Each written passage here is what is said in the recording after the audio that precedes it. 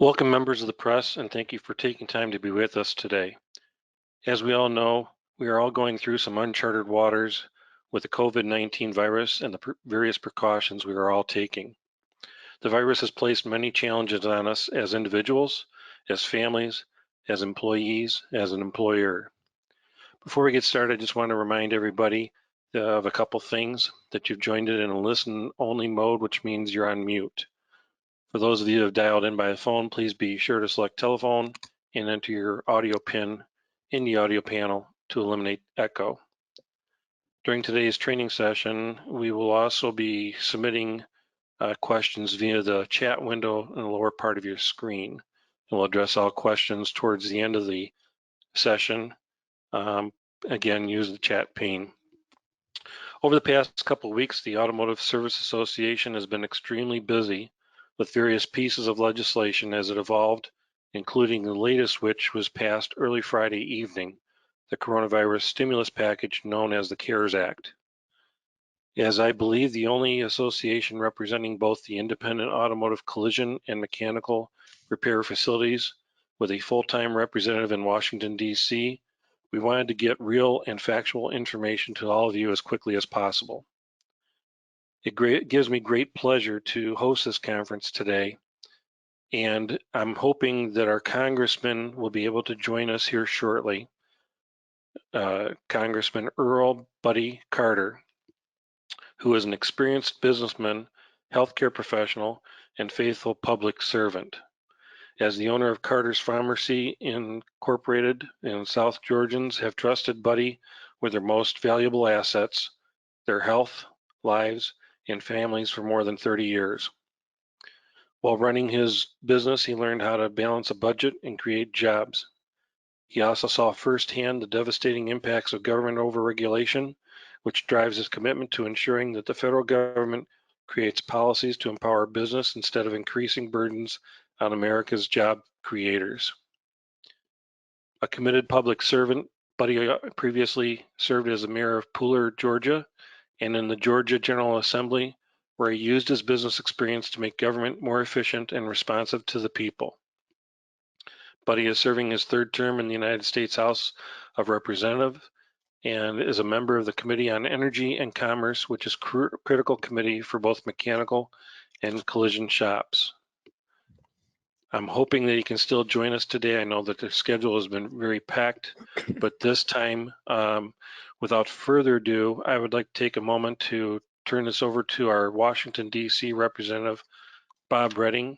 And Bob, I'd like to thank you and the Congressman should he be able to join us here shortly. But Bob, I'd like you to take it from here and start informing us a little bit about what's going on. Okay, thanks so much, Ray. And as many of you know, the CARES Act passed the House last Friday after a very tough Senate debate, and the president signed it on Friday afternoon.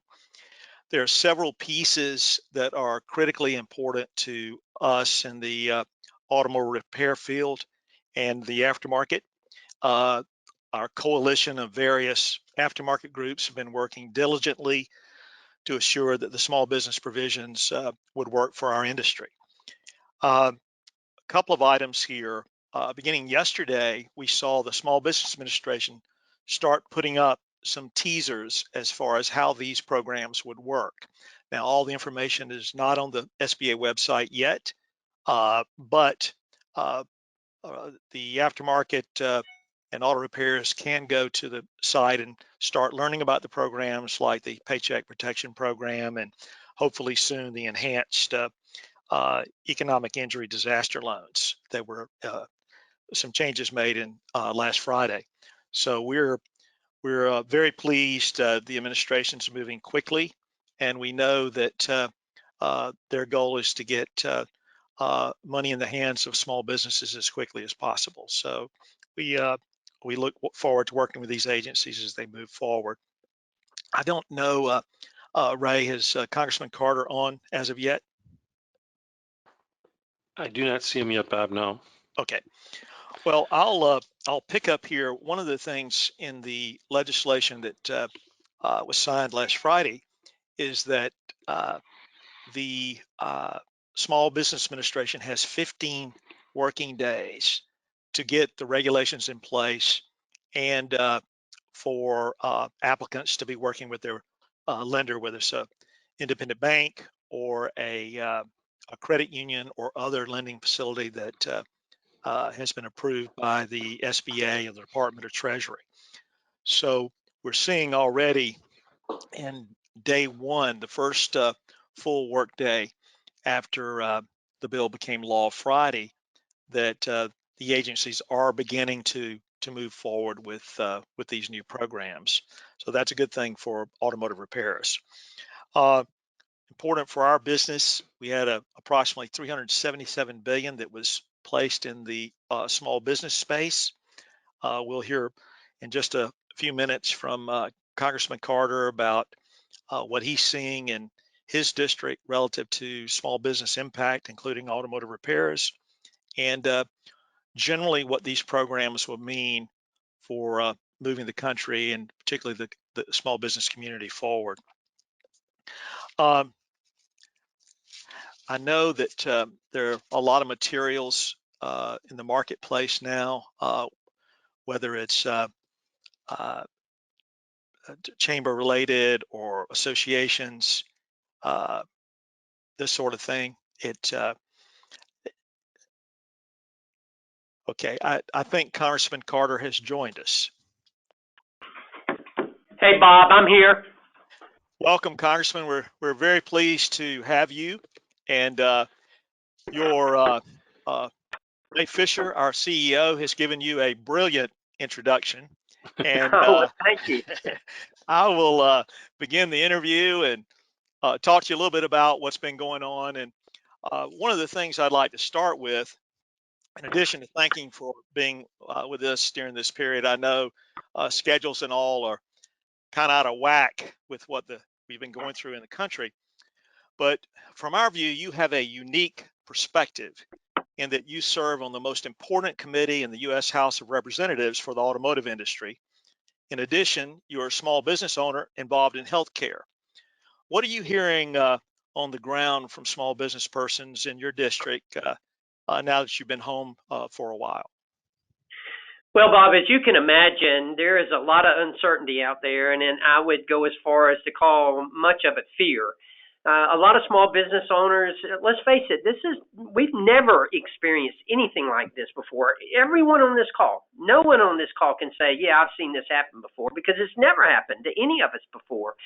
It's uncharted waters is what we are in right now, and for a lot of business owners, particularly small business owners, there's just a lot of uncertainty as to exactly what the future holds for them. They don't know whether they're going to be able to be viable or not, particularly, in the food industry, but just in every industry, with the exception of possibly healthcare. And, I was a pharmacist for over 30 years, and we've continued on, and most pharmacies are still open, and most healthcare providers are still open. But aside from that, most small businesses, unless they are considered essential, are not open, and therefore it's very, very concerning to them. Hopefully, we have given them some reason for optimism in passing the coronavirus relief package, particularly the last one that we passed last week, phase 3, which is going to increase the amount of Small Business Administration loans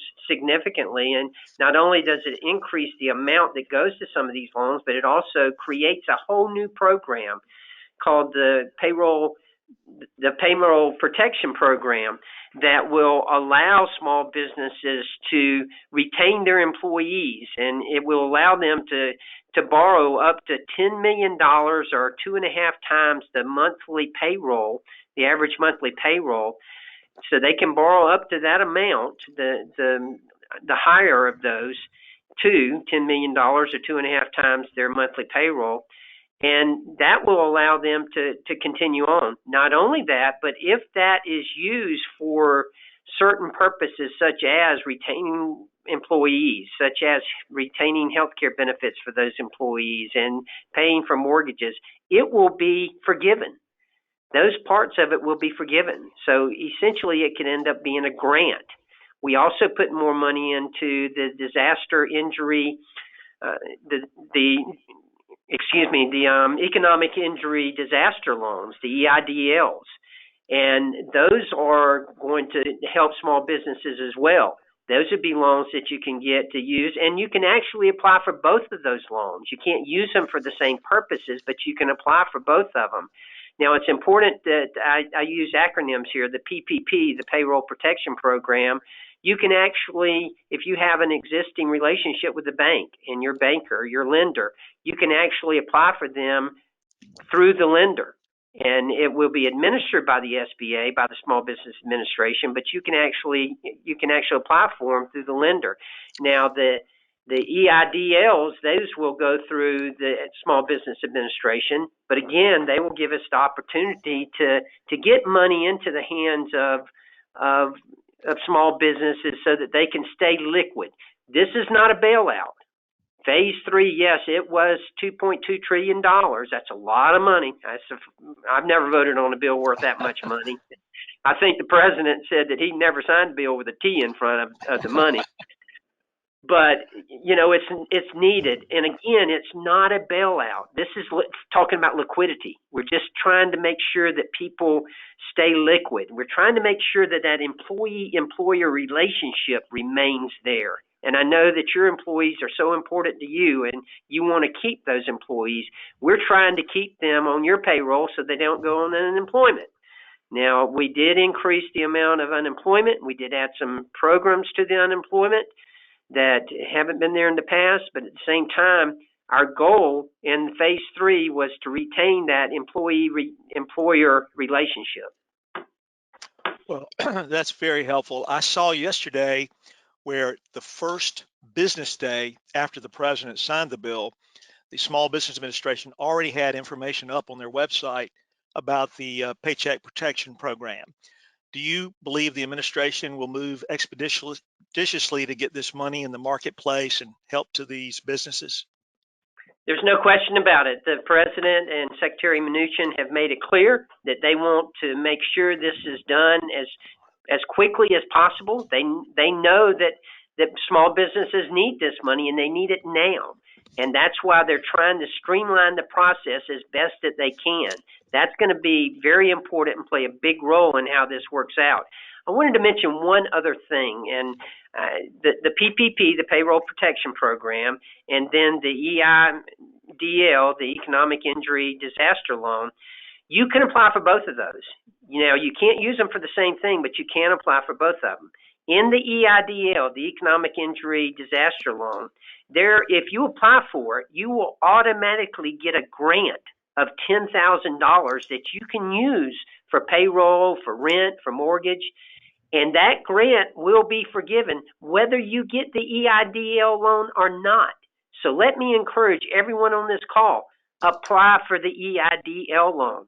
You will be eligible for that $10,000 grant automatically, whether you get that loan or not. That's very helpful. And as you know, many in our industry are already struggling with a considerable drop in business just in these few short weeks. We've read about a discussion amongst some leaders in the Congress that there will be a fourth relief package, virus relief packages. Do you think there will be, and what would that look like in your mind? Well, there is a lot of talk about it. In fact, there's been a number of articles today talking about what the Democrats still have some things that they want to add to it, and the Republicans still have some things that we want to address. If it does happen, and I have mixed emotions, $2.2 trillion is a lot of money. That we're putting out there, and I'm real concerned about the amount of money. However, these are exceptional times. We all understand that. And what has happened here is not the fault of anyone. This is not like 2008. This is not a bailout where we had bad business practices. This instead is something that nobody could control. If you had your ruthers, you'd rather be open right now. And you'd rather be doing business, but in many cases you can't. It's not deemed an essential service and you can't be there. And then even if you were, I don't know how much business you'd be doing right now. And some of you are probably still open, but just not doing much business and concerned about it. So it is very important that we keep that in mind. Now, the fourth phase, if it does happen, and yes, I suspect it will happen, I still think that it will concentrate a lot on the healthcare needs. There is talk and discussion that infrastructure may be part of it. As you know, the president, since he's been in office, has wanted to address the infrastructure situation here in the United States. Now, whether or not Congress is going to have the appetite to add another $1 trillion package on top of everything else that's gone thus far, I'm uncertain about. I'm proud that thus far we have been able to pretty much concentrate on things that are only related to the coronavirus. Now, there were some things in phase 3 that I didn't like, that I didn't think had anything to do with the coronavirus, like funding for the Kennedy Center is one example. But for the most part, for the vast majority of that bill, it concentrated on the coronavirus. I hope that will be the case of phase 4. I hope that we're not going to have a Christmas tree where you just try to add everything you can onto that Christmas tree. Many of our members have been anxious. One, they're hurting. They see that this program will help fill a very significant financial gap for them, but they've never participated in any kind of federal program before, let alone a program that would not only loan money, but would have a forgiveness piece to it. The concern has been, this is a narrow window. How soon do I have to get my application in line? And specifically, is there a chance these small business programs like the Paycheck Protection Program or even the enhanced EIDL program, is there a chance they could run out of money in the next few months? Well, first of all, let me encourage you. As soon as we get off of this phone call, go file. Go ahead and file an application. File your application. I would encourage you to do that. As I mentioned just a second ago, there's $10,000 out there in the EIDL that's just waiting on you. And that is, you know, you say, oh, that's free money. Somebody's got to pay for it somewhere. Yeah, you're right. But it's there for a reason. And it's there because we know you need it. That is the very least. And then the Payroll Protection Program, we want you to be part of that. And as I mentioned before, yes, it's going to be forgiven if you meet certain parameters. Now, again, as soon as this phone call is over, I'd start the application process ASAP. I would do it just as soon as I could, even if you've never applied for a federal loan before. I've been a small businessman for over 30 years, and I've never had a federal program. I had some when I was in college to help me with my student loans, but I've never had one when I was in business. However, if I needed to right now, I would be applying for it, and I mean ASAP. Well, Congressman, this has been very helpful, and we appreciate you being in Washington and working for small businesses, and you understand what it's like to meet a payroll, what it's like to go through ups and downs in a small business. And this is, for the automotive repair industry, it's a difficult time for many, but really appreciate you being with us today, and we'll let you move forward with your day. I know you've got a busy schedule. Thank you so much for being with us. Yes. Well, thank y'all, Bob, and it's an honor to be with you. And I just want to reassure everyone out there, folks, this too shall pass, and I hope that we'll all be there for each other. We're all in this together, and we need to be there for each other, and we need to continue to pray. We need to pray for our leadership. We need to pray for our country. This is very important for all of us, and I get it, but I hope all of you will hang in there. It is going to pass, I promise you. Well, thank you, and thanks so much for being with us today. Thank you. Yes, sir.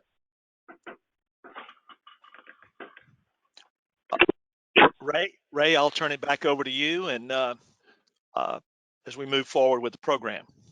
Okay. Well, I think we've all heard, shall we say, right from the horse's mouth. Bob, I want to thank you for getting this lined up for us in such a quick manner, especially since it just happened on Friday. as far as the final bill, because as you and I both know, over the past couple of weeks, there's been so many changes as the bill has moved along. And I'm glad that we were able to do this and get the factual information out there, because one of the things that we need right now is to know what we can do and how we do it as quickly as possible. And I think that I'd like to ask you, Bob, real quick, along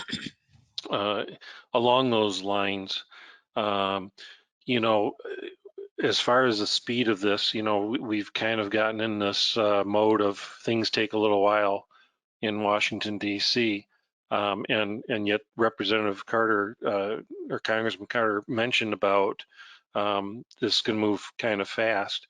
What's your take on, what does he mean by fast in Washington, D.C. from the past? Well, this is highly unusual.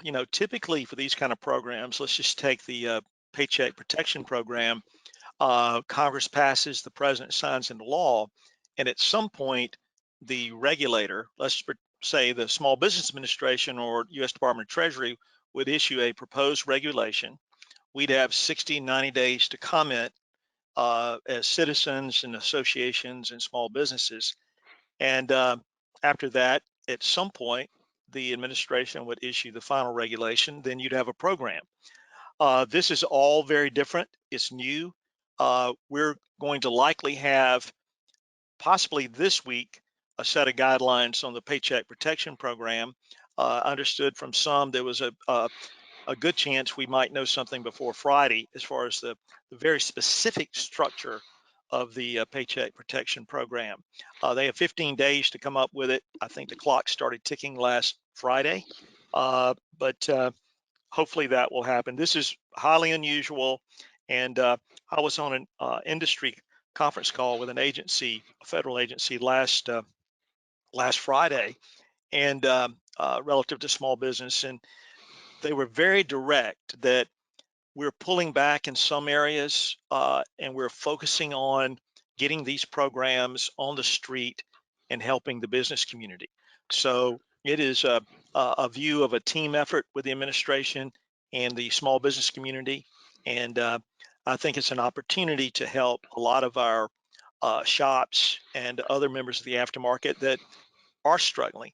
100% of our shops aren't struggling, but many are. And as you know, with our collision operations committee and our mechanical operations committee, which are both snapshots or focus groups of large to small to multi-shop organizations, MSOs, when we had our conference calls of late and other discussions, that it's very clear that some are already seeing significant declines in business, and we're seeing that in some of the media reports too. So these programs hopefully will be online shortly.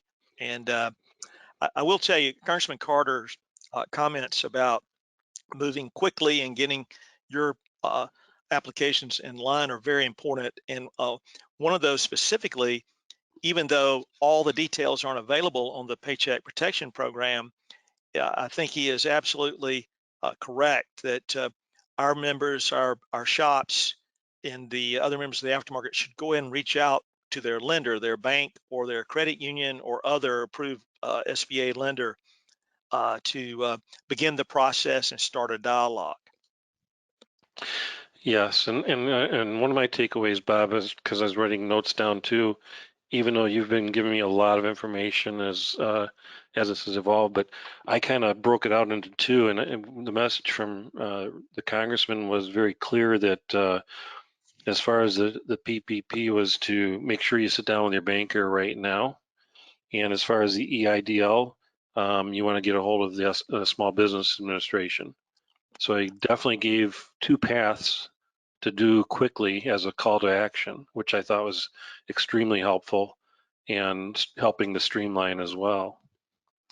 Absolutely. And I know that the American Bankers Association and individual affiliate state banking groups have been having conference calls with their members about how to go ahead and move forward and start having meetings with their clients on these programs. And these lending institutions are moving forward, and we need to encourage shops to do the same.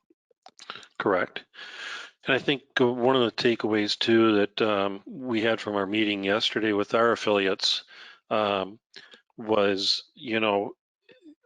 because this is new and because this is fresh, and when we talk about fresh and new, well, before I go to that situation, I guess, first of all, Bob, you've been in Washington, D.C. on behalf of ASA for a long, long time. I mean, I won't say how long, but Lincoln wasn't the president anymore, but it wasn't President Obama either, right? So, Probably so, Clinton. but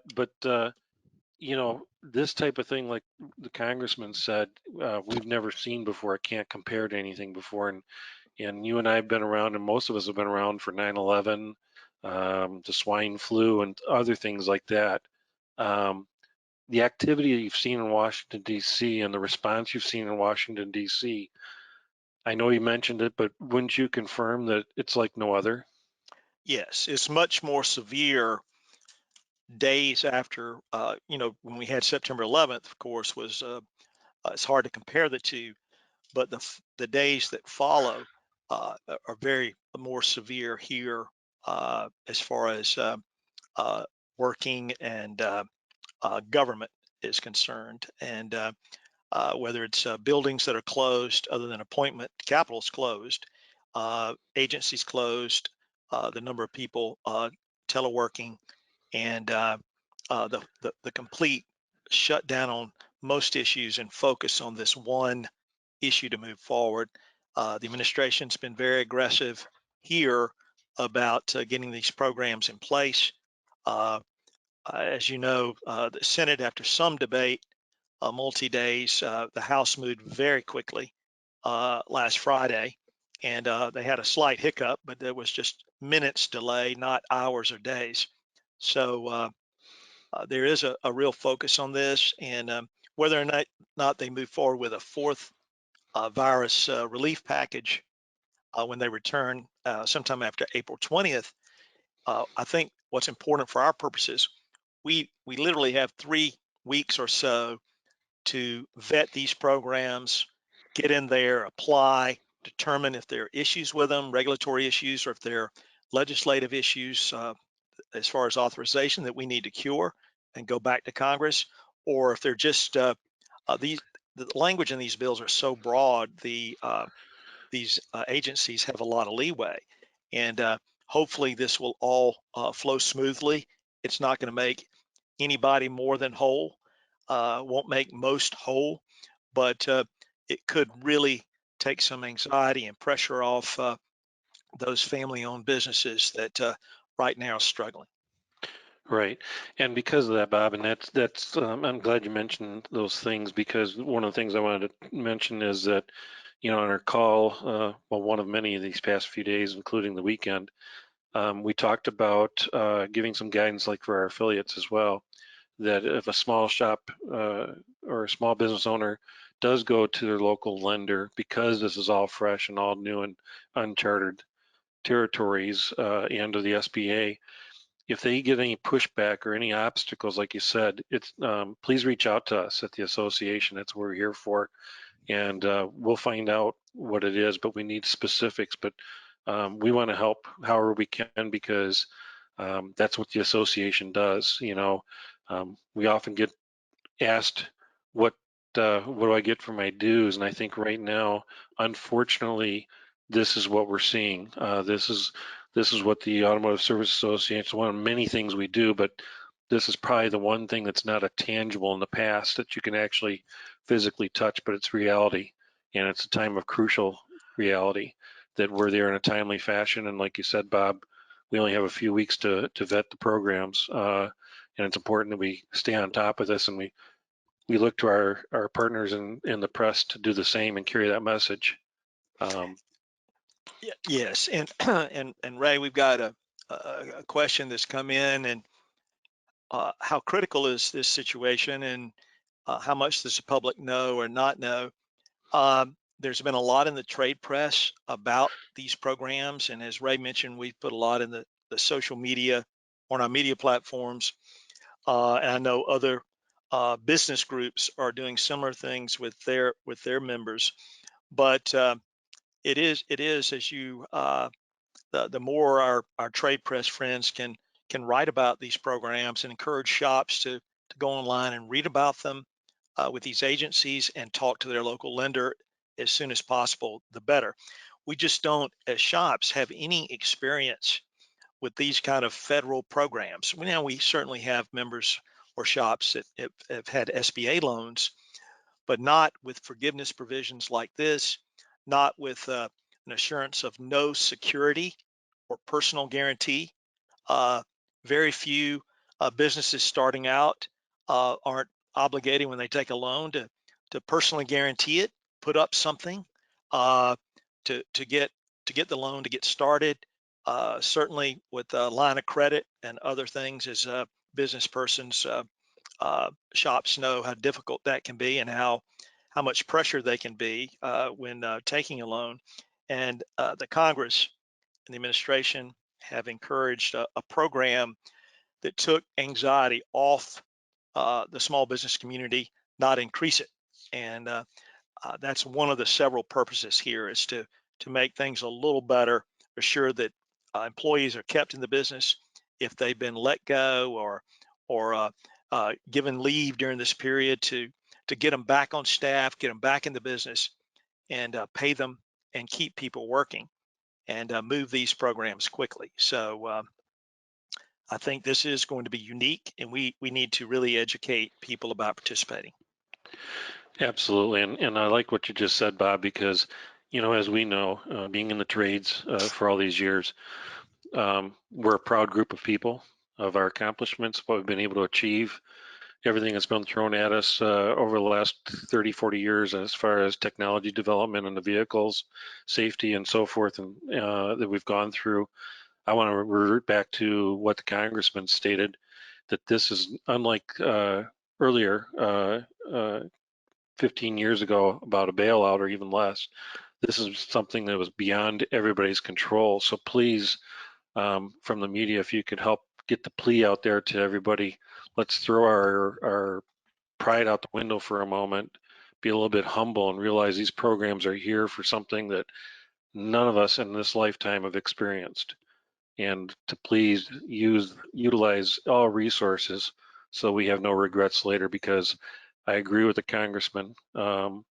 This will pass in time and we'll get through this together, but it takes a community to do that, and we're all partners in that community.